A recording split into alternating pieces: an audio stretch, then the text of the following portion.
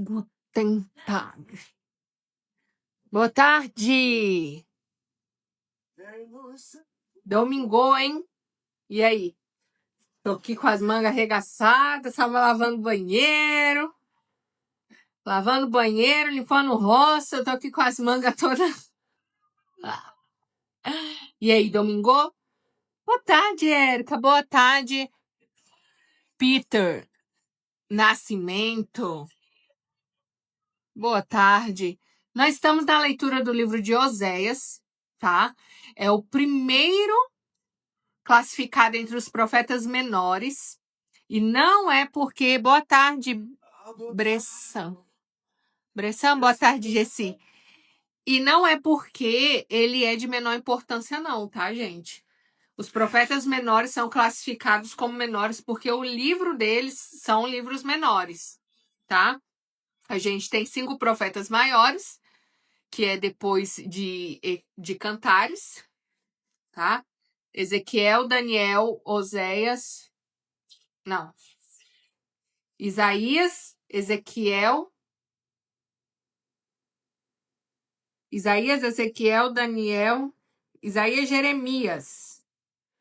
Isaías, Jeremias, Lamentações, Ezequiel e Daniel. São os 5 livros dos profetas maiores, não porque eles são mais importantes, não é isso.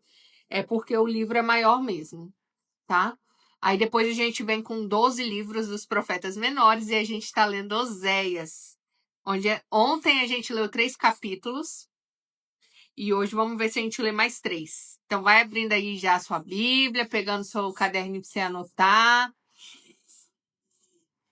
Oséias é aquele profeta que o Senhor mandou ele casar com uma prostituta. Quem aí conhece essa história? Quem já leu o livro de Oséias? Quem estava aqui assistindo ontem?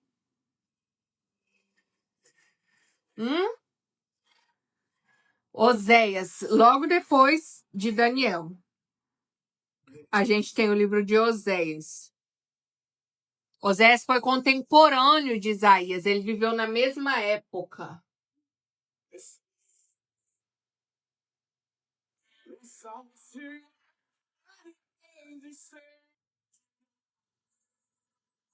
Vamos lá, vamos lá. A Bíblia no Antigo Testamento, ela tem umas divisões. E eu falei assim com vocês ontem, né?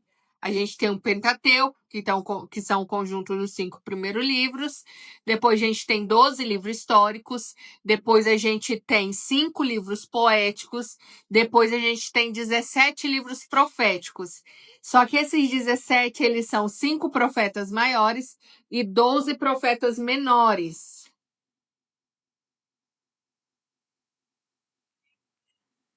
Já almoçaram? Se você achar que tem alguém aí entre os seus amigos que você gostaria que estudasse o livro de Osés com a gente, manda aí para eles, tá bom? Já abriram a Bíblia de vocês? Já deu tempo, né? E ontem a gente lê até o capítulo 3.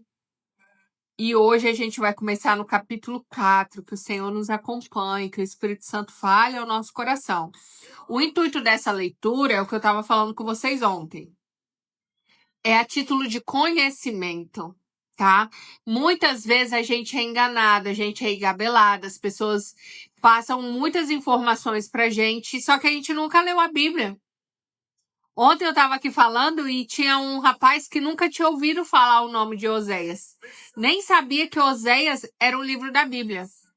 Entre os 12 profetas menores, a gente tem Oséias, Joel, Amós, Obadias, Jonas, Miqueias, Naum, Abacuque, Sofonias, Ageu, Zacarias e Malaquias.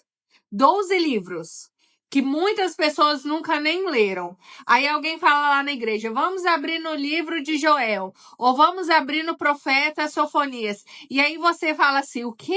Eu nunca nem tinha ouvido essa palavra, eu nem sabia que estava na Bíblia. Só que você precisa conhecer. E aí, às vezes, você não quer ler sozinho, ou não tem ânimo de ler sozinho. Eu tô aqui pra gente ler juntas. Pra gente ler juntos. e entender o que Deus queria passar para nós. Porque você pode ler a Bíblia de várias maneiras, né? Você pode ler a Bíblia para ter revelação, para ver o que o Senhor quer falar com você naquele momento sobre direcionamento de vida. Você pode ler a Bíblia a título de conhecimento, que é muito importante você, pelo menos uma vez na vida, você ter lido a Bíblia toda, por exemplo. Porque a leitura da Bíblia toda vai te fazer conhecer, ter intimidade com a palavra. Aí alguém fala assim, abre a Bíblia em 1 Pedro, você já sabe que está lá no final do Novo Testamento. Abre a Bíblia no livro de Êxodo, você já sabe que é o segundo livro da Bíblia. Abre a Bíblia lá no livro de Jó, e você sabe que está mais ou menos no meio da Bíblia, porque Jó é antes de Salmo. Abre a Bíblia lá no livro de Esté, você já sabe que é no Antigo Testamento. Curiosidades e coisas que vão fazer você ter intimidade com esse livro. Porque a Bíblia não é um livro comum.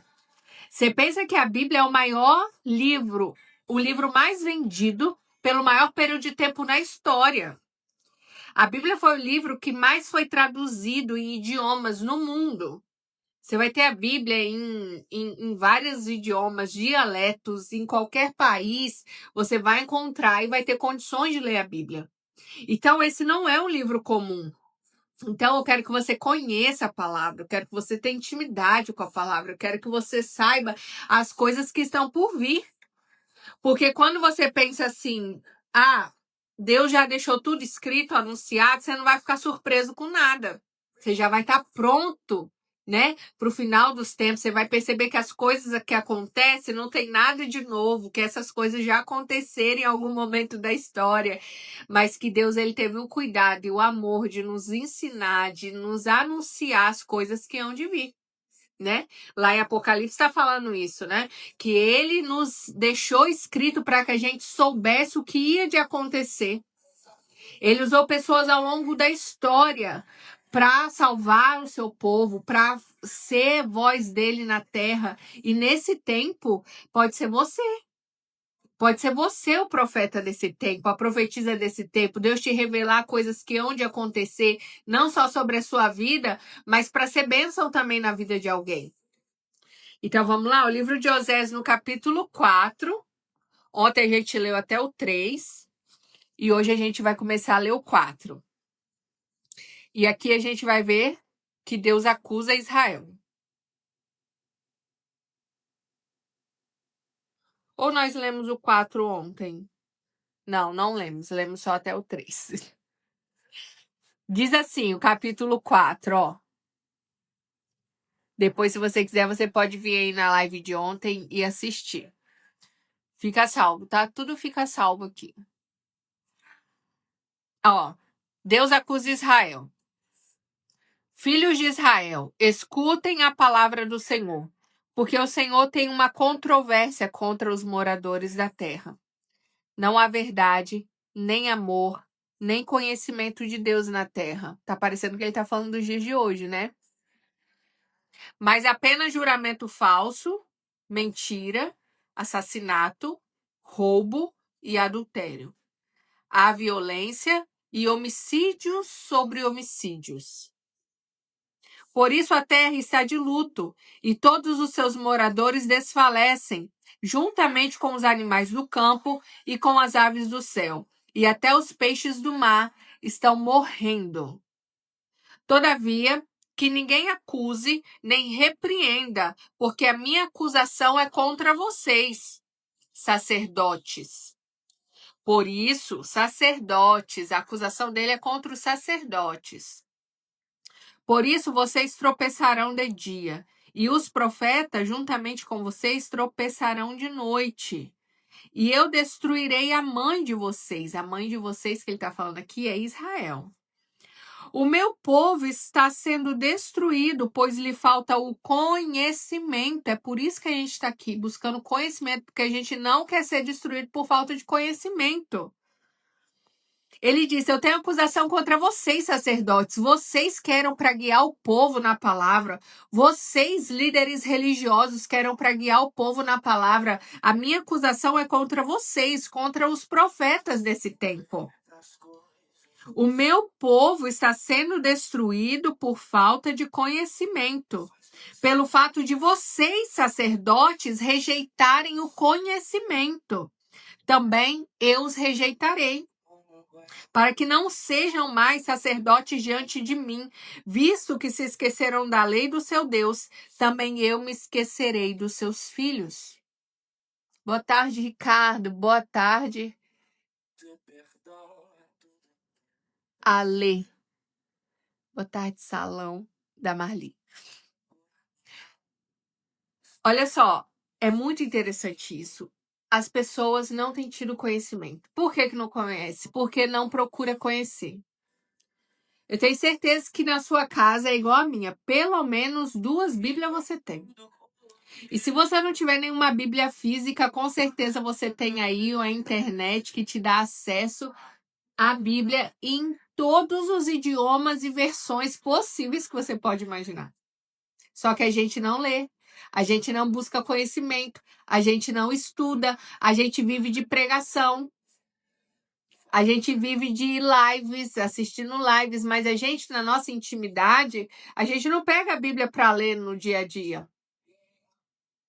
A gente vê muito Instagram, vê muito TikTok e fica consumindo produtos, só que a gente não produz nada. Essa é a questão. A gente precisa ser produtivo, a gente precisa gerar e não só receber. Buscar conhecimento, e os sacerdotes, eles rejeitaram o conhecimento. Isso quer dizer o quê? Viver só de oração? Não, eu tenho que conhecer, eu tenho que estudar. Aí no 7 continua assim: quanto mais eles se multiplicaram, tanto mais contra mim pecaram. Eu mudarei a sua honra em vergonha. Alimentando-se do pecado do meu povo. E o seu maior desejo é que o povo continue a pecar. Por isso, tal povo, tal sacerdote. Por isso, tal povo, tal sacerdote. Eu os castigarei pela sua conduta e lhes darei o que merecem por seus atos. Isso aqui é o Senhor falando sobre Israel por ter se prostituído.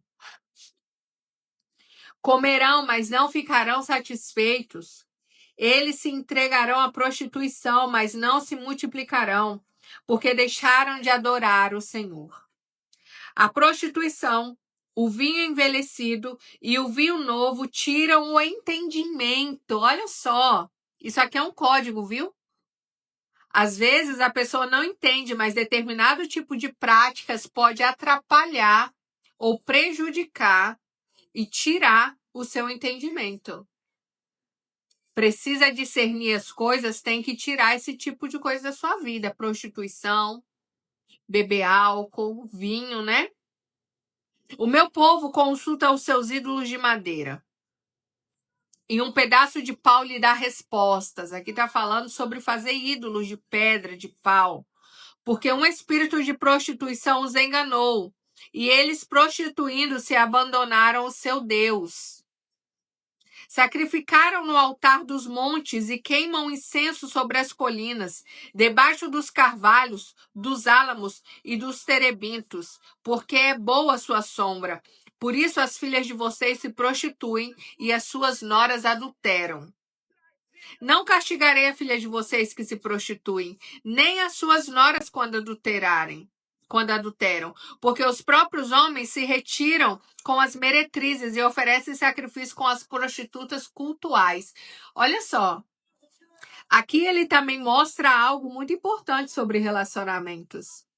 Como que alguém pode culpar o outro se o homem saindo com meretrizes, saindo com prostitutas, a mulher dele está adulterando dentro de casa? E ele disse: não matem elas, não culpem elas, não castiguem elas, porque vocês, homens, vocês estão saindo com as prostitutas da rua. Como que você quer culpar a mulher que está adulterando dentro de casa? Vocês não podem fazer nada, vocês não têm moral para culpar elas. E o povo que não tem entendimento corre para a sua perdição. O povo que não tem entendimento corre para a perdição. Nós precisamos buscar entendimento. Entender, ame ao Senhor com todo o seu entendimento. A ignorância não faz parte de alguém que quer andar nos caminhos corretos. Como que eu vou ter entendimento? Lendo, estudando, buscando, tendo interesse. Não é uma fórmula mágica. Eu não ganho entendimento orando. Eu não ganho sabedoria orando. Eu não recebo entendimento, inteligência, discernimento orando.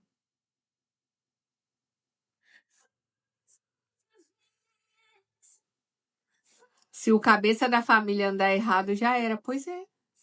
Aqui que ele está falando de que adianta você culpar as suas filhas, as suas noras, a sua mulher de adulterar se você está saindo com meretrizes. Você está abrindo portas de prostituição dentro da sua casa quando você consulta pornografia e depois quer julgar as pessoas. A conduta das suas filhas, da esposa, não tem como. Versículo 15. Se você, Israel, quer se prostituir, pelo menos não faça com que Judá se torne culpado. Não venham a Gilgal, nem subam a Bet-Aven, e não jurem dizendo, tão certo como vive o Senhor. Como vaca rebelde, Israel se rebelou. Será que o Senhor pode apacentá-los num lugar espaçoso como se fossem cordeiros? Não tem como. Eu não tenho como apacentar como cordeiros vacas rebeldes. Não tenho como. Versículo 17. Efraim está entregue aos ídolos. É deixá-lo. Tendo acabado de beber, eles se entregam à prostituição. Os seus príncipes amam apaixonadamente a desonra. O vento os envolveu nas suas asas e eles ficaram envergonhados por causa dos seus sacrifícios. Gente, aqui a gente pode pegar esse texto aqui e encaixar em muitas áreas da nossa vida. A gente pode trazer isso para o casamento e perceber que às vezes você abre portas e brechas dentro da sua casa e maldições quando você comete adultério. Eu vivi isso nos meus relacionamentos. Então eu posso falar com toda certeza o quanto que isso é danoso para as pessoas que cometem, para as pessoas que estão envolvidas e para uma casa. Ela é derrubada. Aqui a gente traz relacionamento entre eu e o meu amado. Ele é o meu amado. Ele é o meu marido. Jesus é o seu marido. Aqui faz uma analogia da igreja com Cristo. Eu como igreja e ele como marido da igreja. Quando ele me chama para trabalhar para ele, quando ele me chama para servi-lo, eu prefiro servir as outras coisas, aos meus próprios interesses. Aqui você pode ver uma analogia de vários aspectos possíveis. No mundo físico, no mundo espiritual, entre relação entre marido e mulher, entre relação entre a igreja e o seu noivo Jesus. E isso aqui não é só um adultério no corpo, pensando na área da sexualidade, mas todas as vezes em que eu troco o que é legítimo pelo que é passageiro, minha casa foi destruída por traição do meu ex-marido. E aí você começa a entender a Érica falando, né? É porque às vezes a pessoa vai ver essa live gravada e vai achar que isso aqui é um comentário que eu acabei de ler. Então, quando você começa a ler, ou você pode pegar isso aqui e começar a entender o contexto da época, que não é muito diferente dos dias de hoje. Deixaram de adorar a Deus. Deixaram de adorar a Deus e começaram a cultuar outros deuses. Começaram a prestar culto. As pessoas queriam fazer seus bezerros de ouro, cultuar a outros deuses, quando na verdade o único Deus digno de adoração é o Senhor.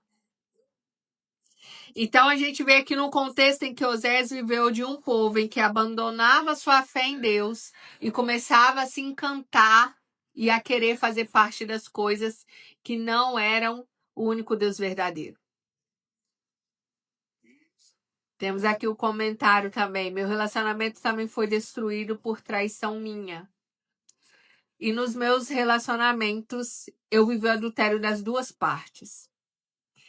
E quando você percebe que aquilo é só, tipo, os finalmente.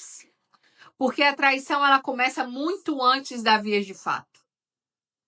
Às vezes alguém pode bater no peito e dizer: eu nunca fui pra cama com outro homem, ou eu nunca beijei outro homem. Mas quando você vê Jesus falando que se você pensar, você já adulterou, você percebe que você precisa muito da graça de Deus. Porque se não for a misericórdia dele na nossa vida, nós estaremos todos perdidos.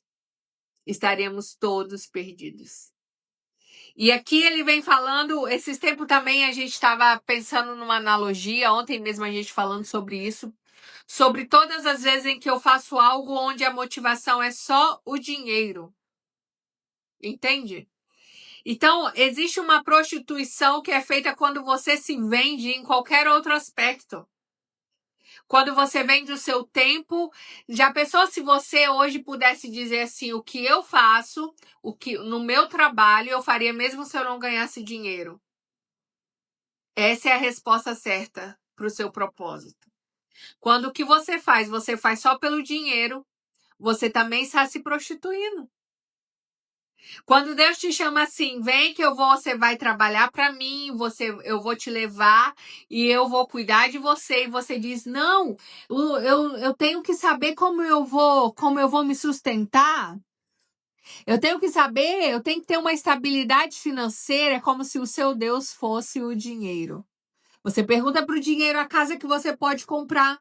Você pergunta para o dinheiro qual restaurante que você pode comer. Você pergunta para o dinheiro qual carro que você vai comprar. O Deus da sua vida não é Deus. O Deus dono do ouro e da prata.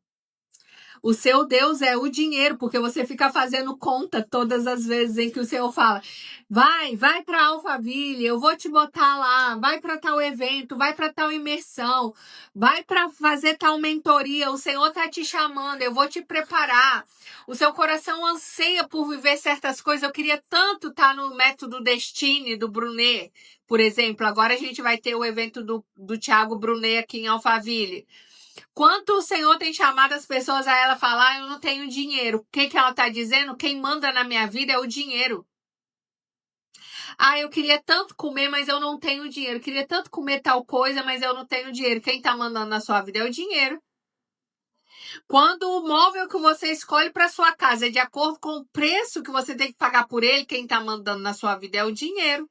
Não é Deus. Não é aquilo que o seu coração deseja. E nós precisamos cuidar muito disso.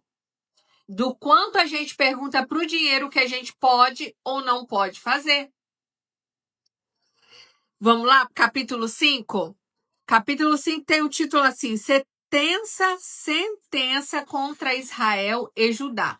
Eu falei aqui com vocês ontem que as 12 tribos de Israel se dividiram em 2 reinos. Era um povo só, 12 tribos. E era tudo Israel, mas aí de repente Judá e mais uma tribo se separa das outras 10.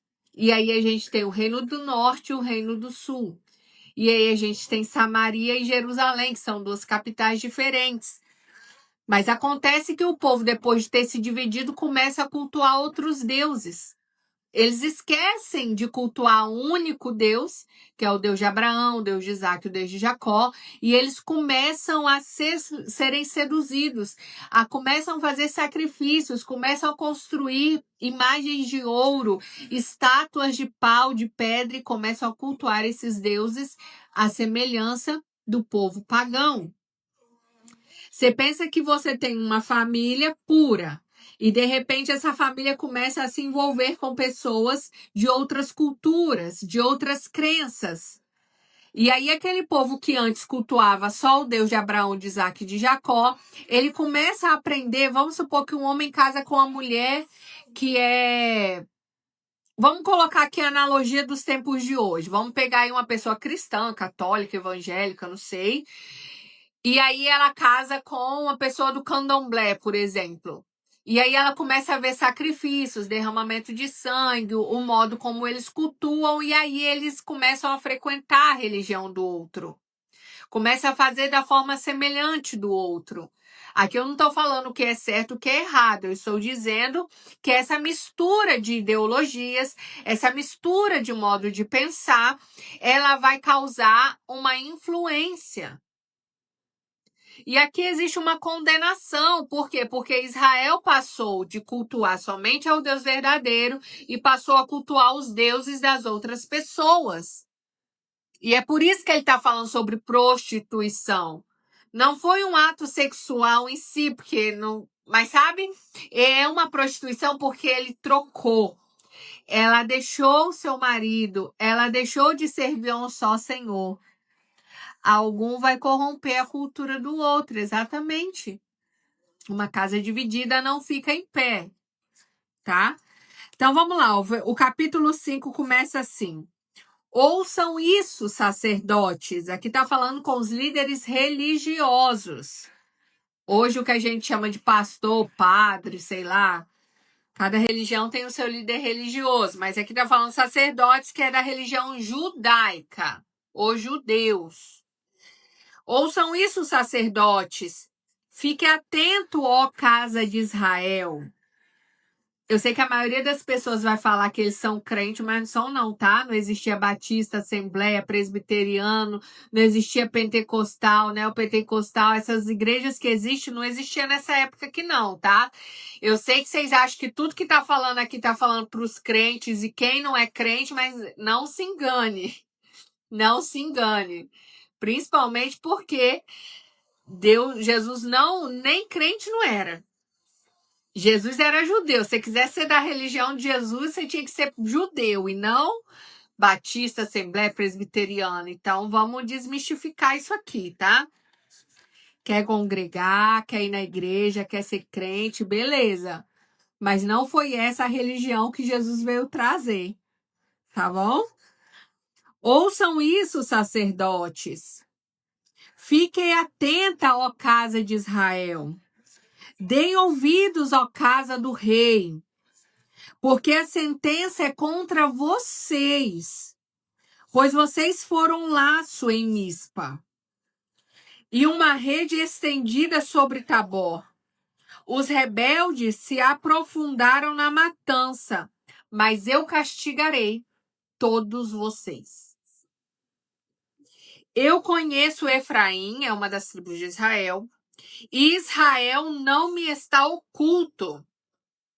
Porque você, Efraim, se prostituiu e Israel está contaminado.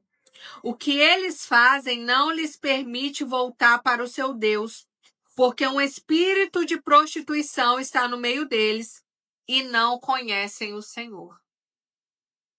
Muitas vezes a gente é seduzido, a gente é levado, a gente é enredado por situações que vão nos tirando da presença de Deus e a gente precisa identificar o que é essa idolatria no nosso meio. Depois desse tempo que eu me afastei do meu filho, o Senhor me mostrou que, de certa forma, eu idolatrava o meu filho. Eu sei que para alguns de vocês vai parecer escândalo isso, só que o que muita gente, muitos pais, muitas mães chamam de amor é uma idolatria. O que muitos pais e muitas mães chamam de amor, na verdade, é um nível de idolatria. Quando você diz, eu não deixo, ele é a minha vida, ele é tudo para mim, ele é tudo para mim. Olha as expressões que os pais usam em relação aos seus filhos. Só que lá em Mateus a gente ouve Deus dizendo que quem ama o filho ou a filha, o marido ou a esposa mais do que a mim, não é digno de mim. Tem gente que só vai ser fiel a Deus se os seus filhos estiverem bem saudáveis. Eu já vi gente abandonar Deus e abandonar a fé porque perdeu os filhos de alguma maneira. Deus nos livre de enterrar um filho, não foi feito para ser assim. Mas se um dia o seu filho, como eu conheço muitas mulheres que infelizmente enterraram filhos, se a minha confiança em Deus, se a minha fé nele depender dele fazer a minha vontade, eu não mostro que eu confio nele independente de qualquer coisa. Nossos filhos não são nossos, exatamente, nossos filhos são emprestados. Antes de ser nossos, eles são de Deus. Eu me lembro de dias aqui, eu usava um pingente com um menininho. A maioria das mães usam, né? Ou um brinco, ou um pingente de menininho. Se ela tem um filho, ela usa de menino. Se ela tem uma filha, ela usa um pingente de menina. Se ela tem um casal, ela tem um pingente com 2 bonequinhos. E inúmeras vezes eu chegava em casa, no apartamento, ia beijar a foto do meu filho. E dormia abraçado com foto do meu filho. Eu já tive momentos em que eu segurava aquele pingente, eu beijava aquele pingente, porque era como se eu estivesse tornando aquele pingente o Arlindo. E um dia, em uma imersão, o Senhor começou a falar muito forte no nosso coração sobre idolatria. Isso aconteceu na Telux, com o Fergutz, com o pessoal da imobiliária na época. E o Senhor começou a falar muito forte sobre presentes que as meninas tinham ganhado de ex-namorados que elas nunca conseguiram jogar fora. Guardavam como relíquias, como memórias. E segundo a gente está guardando só porque a gente quer lembrar. Mas existe um apego a objetos e a coisas dentro da nossa casa e a gente precisa repensar se o nosso coração está naquelas coisas. Se um bem material é mais importante para mim do que pessoas. Se eu tenho dificuldade de jogar coisas fora. Se eu guardo, sei lá, uma roupa de não sei quantos anos atrás que está apodrecendo, está se desfazendo, guardando, e eu estou guardando aquela coisa porque, segundo eu, é só para uma lembrança.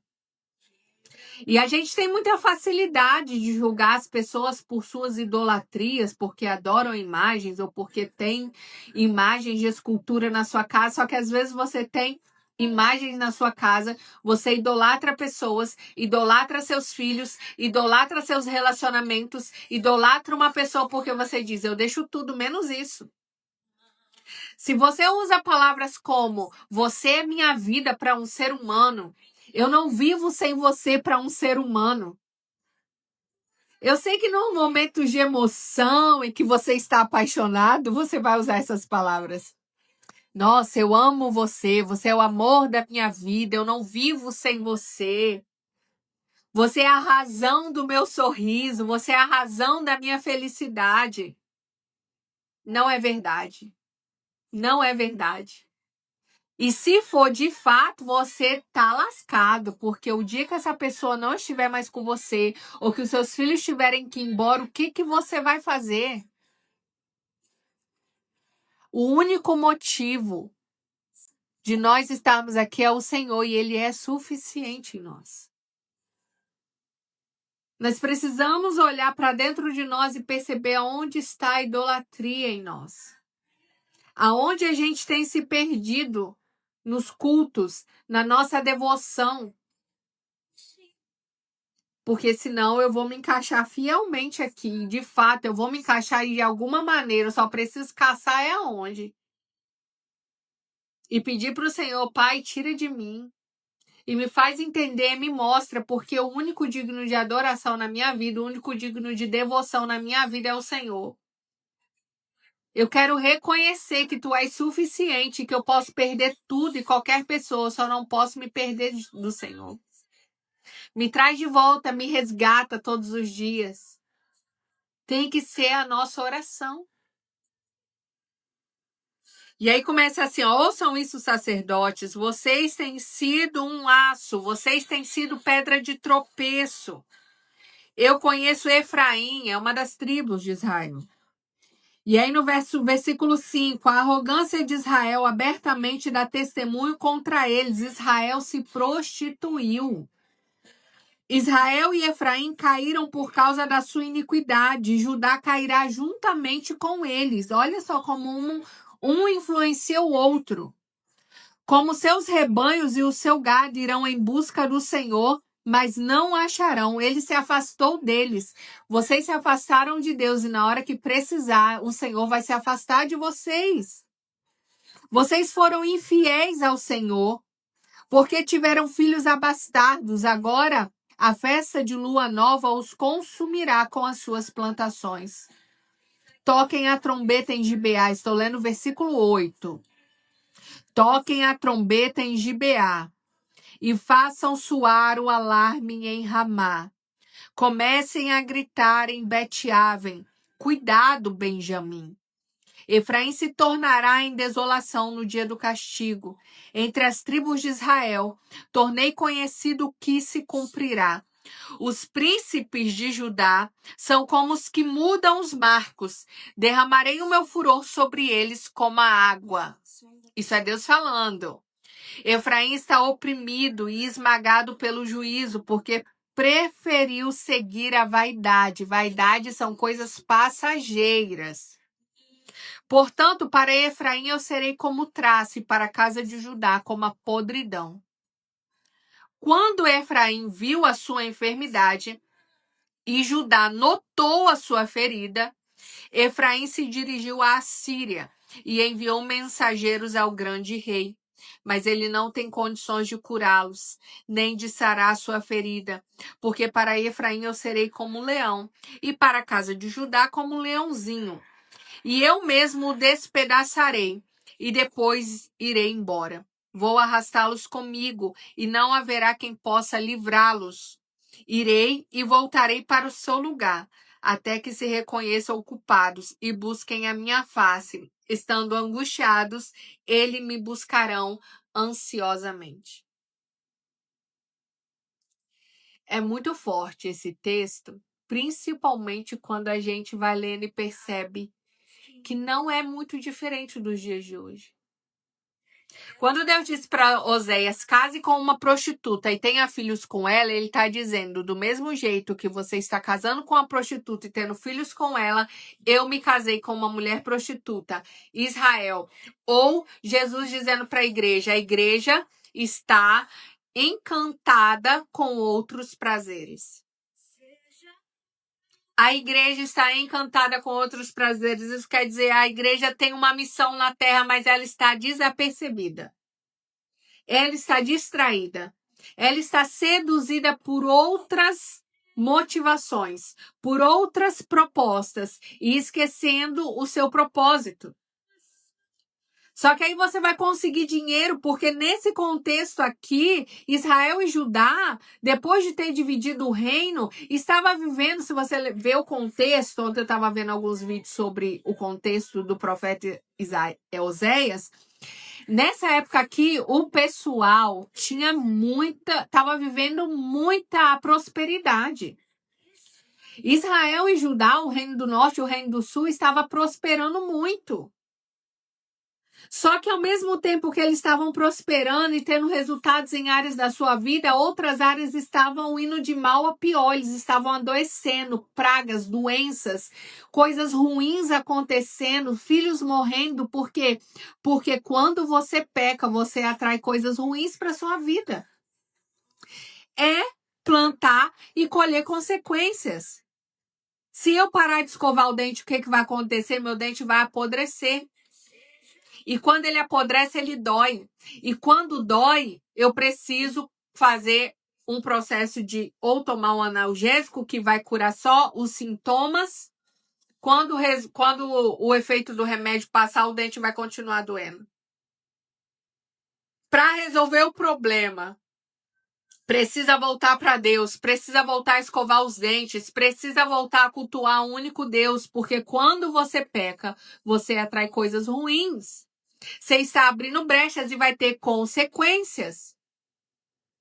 Se eu adultério e engravido do amante, eu posso me arrepender, voltar para Deus, mas o filho vai estar lá para sempre, me lembrando que existem consequências. Se eu pego uma doença sexualmente transmissível, tudo tem consequências. E todo tipo de adultério, todo tipo de infidelidade, seja com o outro, seja consigo mesma. Porque o primeiro pecado de infidelidade você comete contra você mesmo, quando você não é honesto com você. Quando você não cuida de você mesmo. eu me troquei por outra pessoa, eu não fui fiel a mim mesmo. Eu deixei de me cuidar, eu deixei de zelar por mim e cuidando do outro. Eu não sou a protagonista da minha vida, eu estou traindo a mim mesma. Eu estou me abandonando, me deixando. Eu não bebo água, eu estou fazendo mal para mim. Eu não me alimento direito, eu estou fazendo mal para mim. Eu consumo excesso de açúcar, eu estou fazendo mal para mim. Eu consumo álcool que inflama o meu corpo, eu estou fazendo mal para mim. Eu não pratico atividade física, eu estou fazendo mal para mim. Vai chegar numa época da minha vida que eu não vou ter mobilidade, não vou ter saúde, eu vou morrer cedo. Entende? É muito mais amplo a questão da infidelidade. E eu sei que a sua cabeça, quando pensa em adultério, você pensa um homem ou uma mulher, a mulher traiu, o homem traiu, safadeza, vagabundagem, piranhagem, galinhagem. Não! Todos nós vivemos isso de algum nível, infelizmente. Quando você tem medo de atender a voz de Deus, quando ele diz, eu sou o marido, seu marido, eu cuido de você, não. Quem me sustenta é o meu patrão. Ele me paga um salário. E aí você tem medo de largar o seu salário, a sua segurança, a sua CLT, o seu concurso público. Mas Deus está dizendo, eu quero te sustentar. Eu vou te... eu não te chamei para ganhar 10 mil por mês. Eu coloquei uma capacidade em você de gerar milhões. E você não. É melhor um passarinho na mão do que dois voando. Deus me livre de eu saltar e sair a cega sem saber como vai ser o dia da manhã. Você nunca vai saber o que é viver e confiar em Deus se você não souber perder o controle da situação. Capítulo 6. Arrependimento fingido. Capítulo 6 de Oséias. Até aqui, a gente lê, por causa da idolatria, o reino do norte e o reino do sul seriam castigados. Pela primeira vez se faz referência à casa do rei. A partir do capítulo 6, a gente começa lendo. Venham e voltem para o Senhor. Ele está chamando, ele não desistiu. Tá, você errou, você adulterou, você pecou, você está sendo seduzido, mas tem tempo de você voltar. Eu te amo. E aqui ainda tem tempo para você voltar. Venham e voltemos para o Senhor. Porque ele nos despedaçou, mas vai nos curar. Ele pode nos castigar, ele pode nos ferir, porque ele não quer nos perder, mas ele diz, vou te ferir, mas eu vou te curar. Porque ele nos despedaçou, mas vai nos curar. Ele nos feriu, mas vai atar as feridas. Depois de 2 dias, nos dará a vida e ao terceiro dia nos ressuscitará e viveremos diante dele.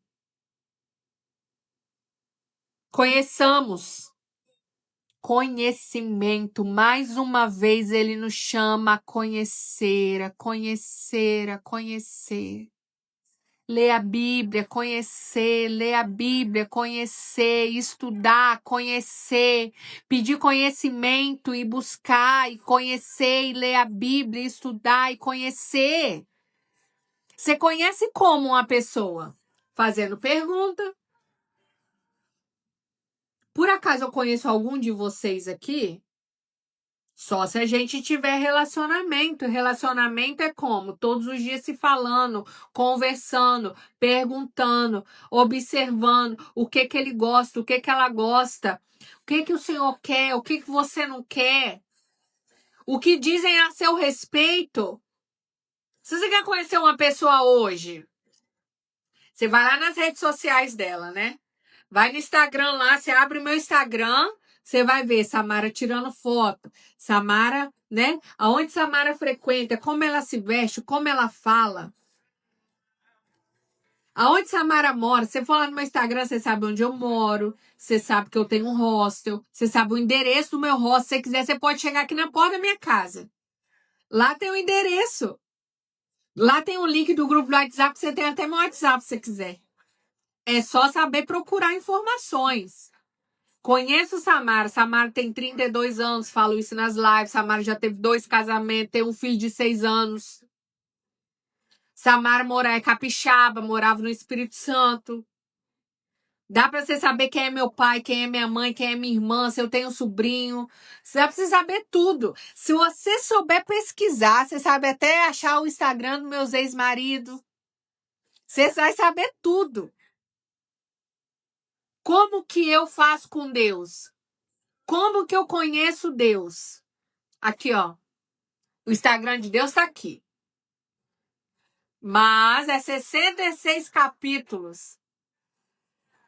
O Instagram de Deus tá aqui, tá exposto aqui.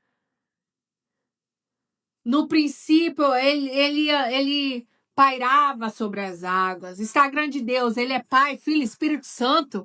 Instagram de Deus, ele tinha um filho e ele enviou seu filho e o filho dele morreu nu numa cruz pela humanidade, pela minha vida. Aqui no Instagram é uma completa exposição. Para quê? Para que você tenha relacionamento. Eu converso com ele da hora que eu acordo até a hora que eu vou dormir. Eu conto as coisas para ele. Sabe um gatilho que eu desenvolvi para estabelecer relacionamento com o papai?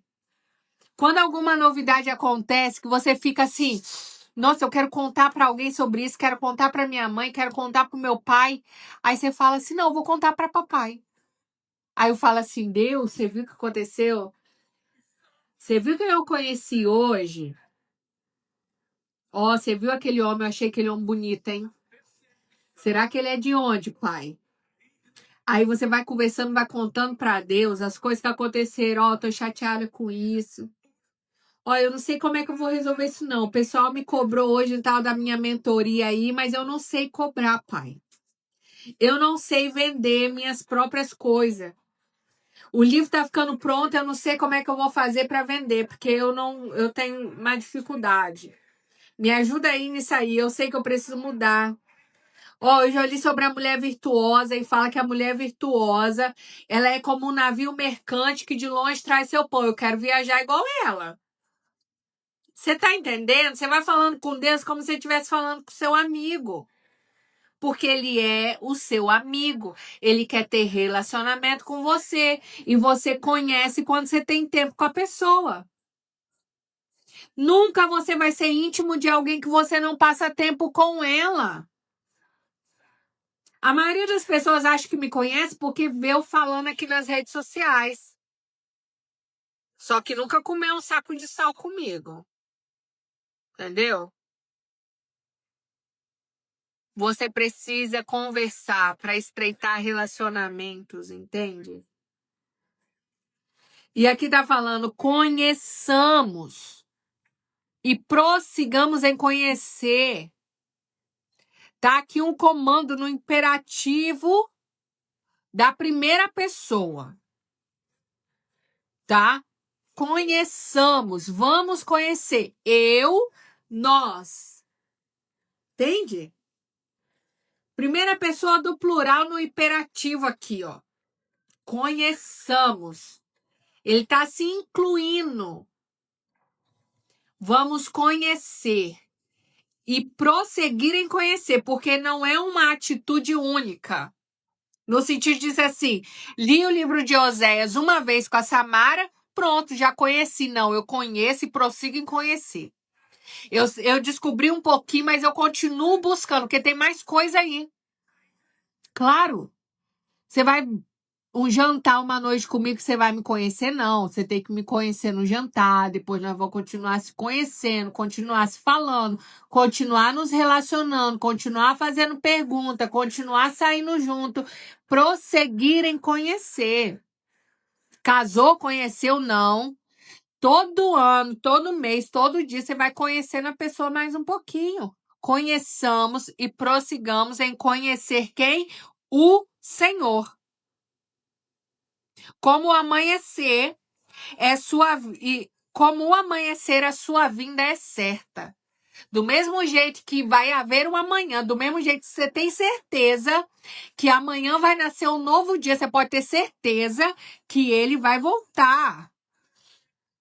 Ele descerá sobre nós como a chuva, como chuva fora de época que rega a terra, trazendo alívio, trazendo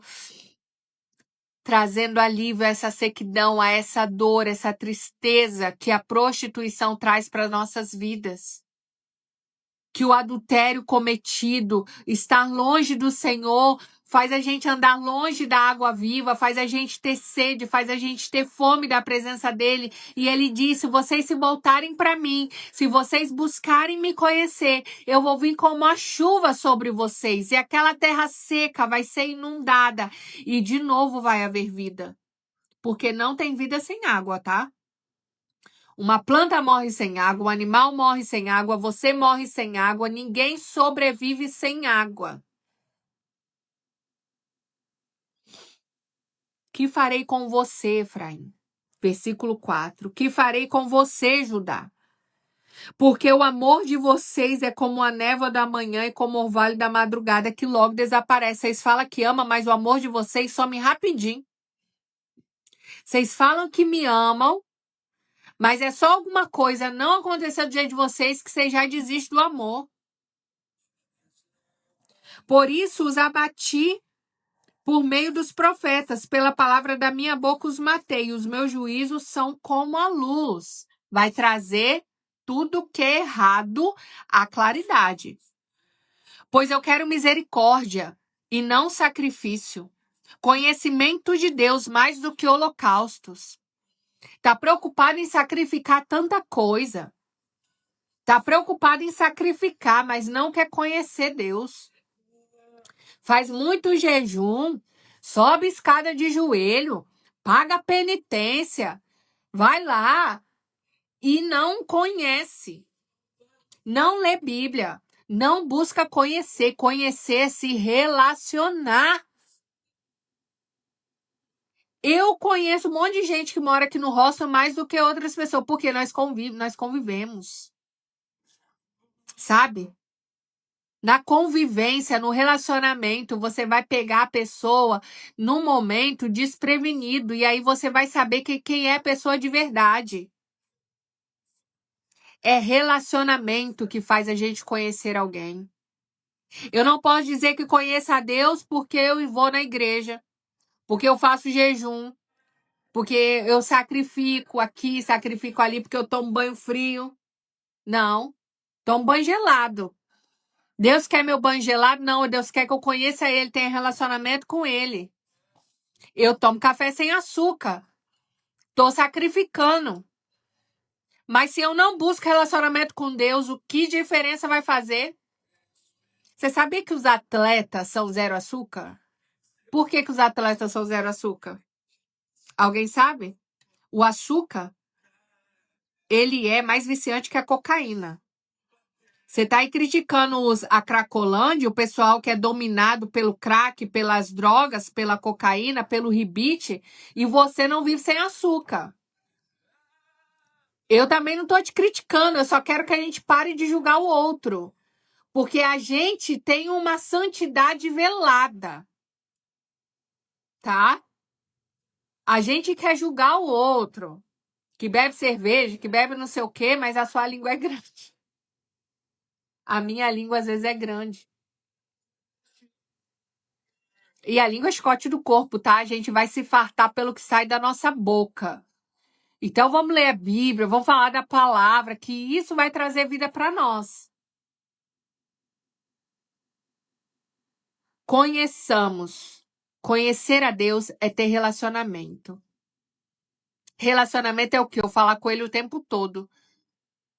Ah, mas você mistura Deus com atividade física? Você fala que Deus está na hora que você vira estrelinha? Você mistura Deus com... Gente, a gente não mistura Deus, a gente só não tira ele de nada.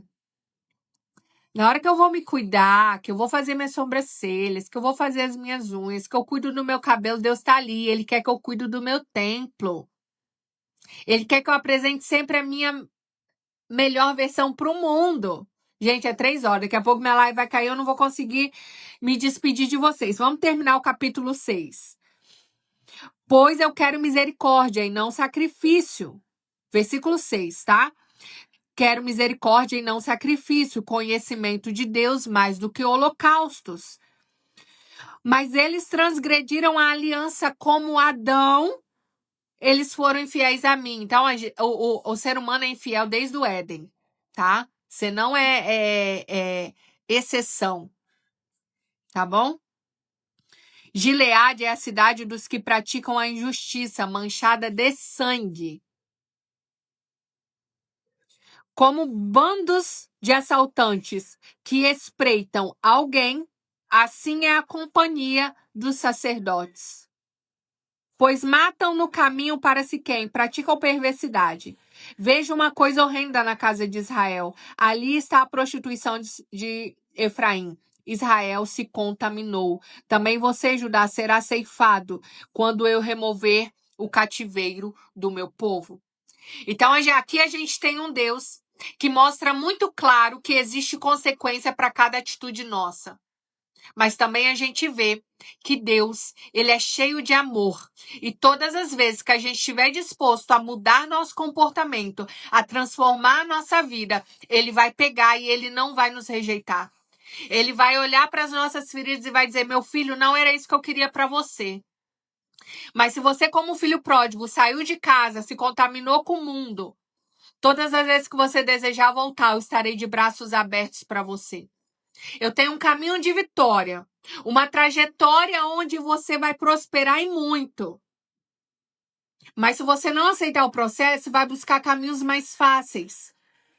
E depois que você perceber que esse caminho mais fácil não vai te levar para onde eu queria te levar, você pode voltar. Eu estarei aqui. Eu sararei as suas feridas. Eu vou cuidar de você porque eu te amo.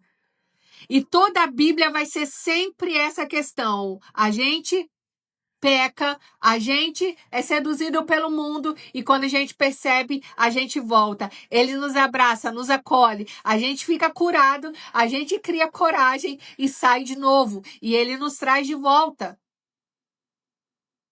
E por fim, a gente tem o sacrifício de Jesus na cruz, que anula todas as coisas e nos faz ser salvo pela graça.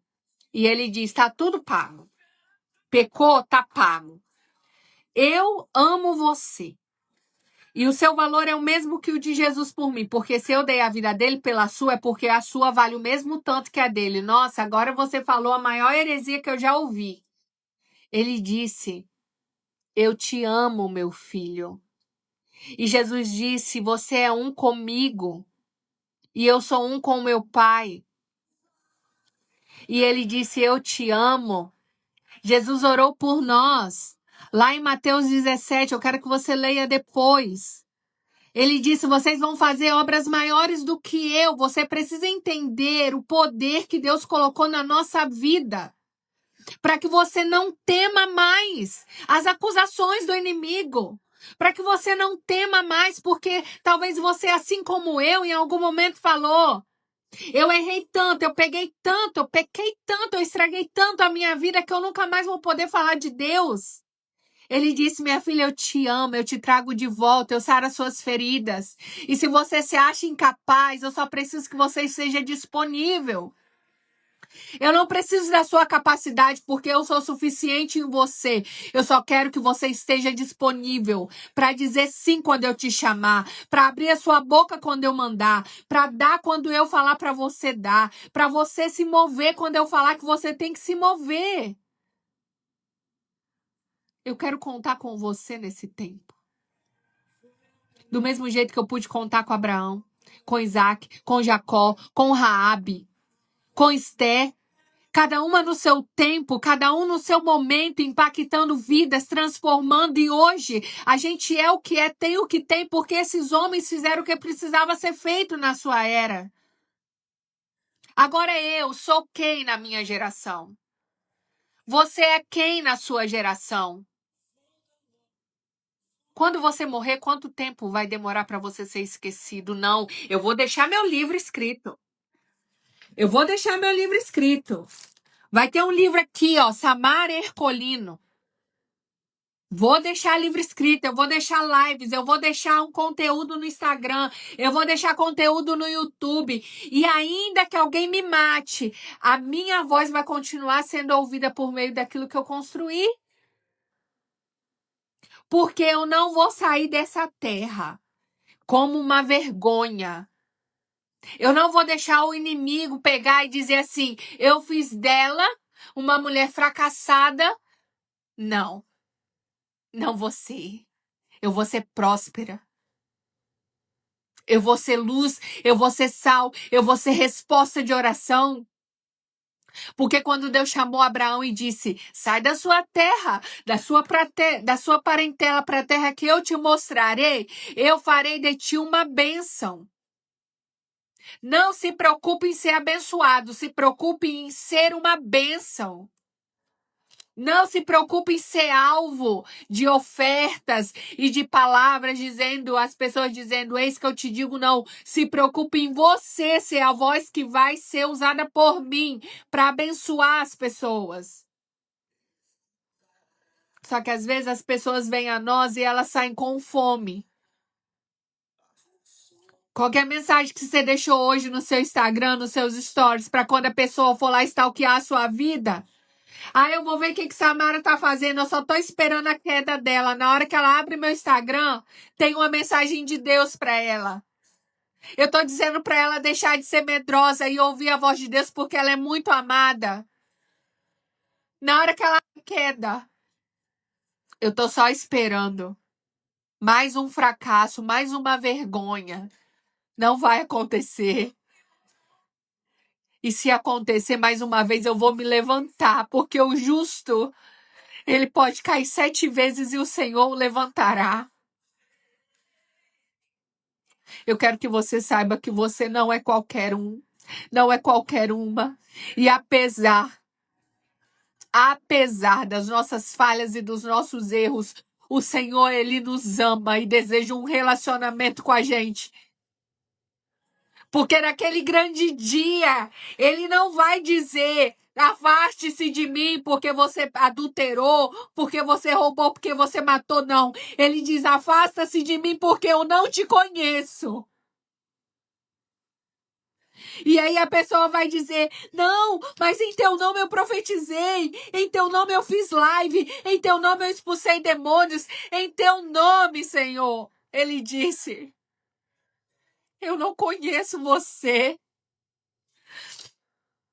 Você não tinha relacionamento comigo. Você não me conhecia. Você agia como um servo, mas eu não te chamo mais de servo, porque o servo não sabe o que o seu senhor faz. Eu quero te chamar de amigo. Amigo tem relacionamento. Amigo não esconde os seus defeitos. Amigo é o que é. Amigo não precisa fingir santidade. Amigo conhece o outro. E o Senhor, ele quer relacionamento. Faça o excepcional domingo. Voltemos para o Senhor. Ele quer curar as nossas feridas. Ele nos ama. E se tem algum motivo para você desejar mudar, desejar ser transformado, desejar abandonar o pecado, se existe um motivo, tem que ser o amor e não o medo. O medo do inferno, porque os seus pecados não vão te levar para o inferno. O seu orgulho, sim, pode te levar, porque o orgulho vai dizer: eu não preciso me arrepender porque eu sou santa demais. Deus resiste aos soberbos e não ao pecador. A um coração quebrantado e contrito, Deus não desprezará. Faça desse dia um dia memorável. Sorria, se alegre. Você é muito amado. Você é muito amada. E tenho promessas para mim e para você nesse tempo. Eu amo você. Faço excepcional domingo. E amanhã, 7h30, a gente tá lendo sobre a mulher virtuosa. Faltam só 6 dias, tá acabando. Faltam só 6 dias pra gente acabar o capítulo da mulher virtuosa, capítulo 31 de Provérbios. E às 14 horas, a gente tá aqui e vamos ler amanhã de novo o livro de Oséias. Lemos 3 capítulos ontem, lemos 3 hoje, vamos ler 3 amanhã. Conheçamos e prossigamos em conhecer o Senhor, porque Ele quer relacionamento, Ele não quer sacrifício. O sacrifício tem o seu lugar. Dependendo do resultado que você quer para sua vida, vai precisar sacrificar. Mas o que Deus mais quer de nós é relacionamento. Tá bom? Faço excepcional domingo e amanhã. Hoje, mais tarde, eu devo postar mais stories aí. Mas amanhã a gente se vê de fato nas lives, tá bom? Bom domingo, gente. Tchau.